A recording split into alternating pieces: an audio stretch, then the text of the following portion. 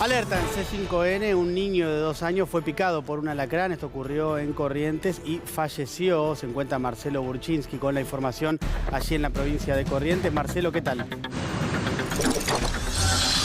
Muy buenos días. En este hospital falleció Jesús, un nene de 2 años que fue picado por un alacrán.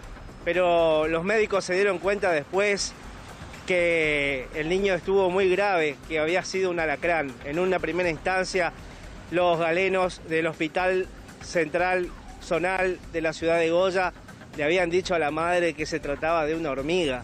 No le dieron importancia a los síntomas que tenía el menor y después, según los familiares, la desidia se llevó a este niño porque cuando entró a convulsionar lo trasladaron a este hospital, pero ya era tarde. Pese a los esfuerzos de los médicos en la capital correntina, el nene de 2 años murió y ahora, en la semana, los familiares de este bebé están organizando una marcha para pedir el cambio de las autoridades del Hospital Camilo Muniagurria, del Hospital de Goya.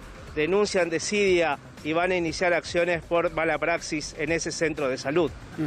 Marcelo, quienes llevaron al nene al hospital en una primera instancia no pudieron comunicarle a las autoridades sanitarias que el niño había sido picado por un alacrán, ¿o esto lo desconocían?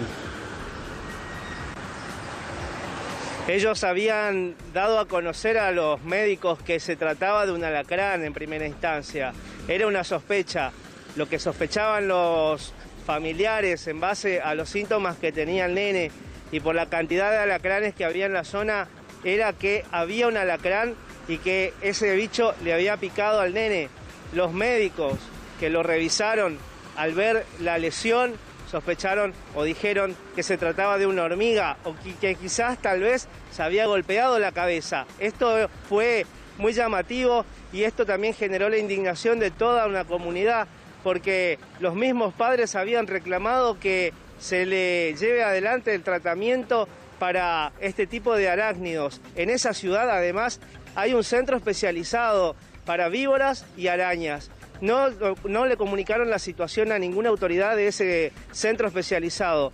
Recién después que el nene entró en desmejoría, le hicieron el tratamiento, pero ya era tarde. Las autoridades oficialmente dijeron que se trataba de una lesión por la que el nene era alérgico, pero esto todavía no está confirmado porque la justicia aún no desarrolla un estudio post-mortem para poder determinar si el nene era o no alérgico. En primera instancia, la versión oficial es que el nene era alérgico, pero los familiares niegan esto y denuncian que hay desidia en el hospital y quieren que cambien las autoridades. Marcelo, entiendo que el punto central de bronca e indignación de los familiares de este niño de 2 años es que no se siguió el protocolo que debería haberse seguido, alertada a las autoridades sanitarias de que podría tratarse justamente de la picadura de un alacrán.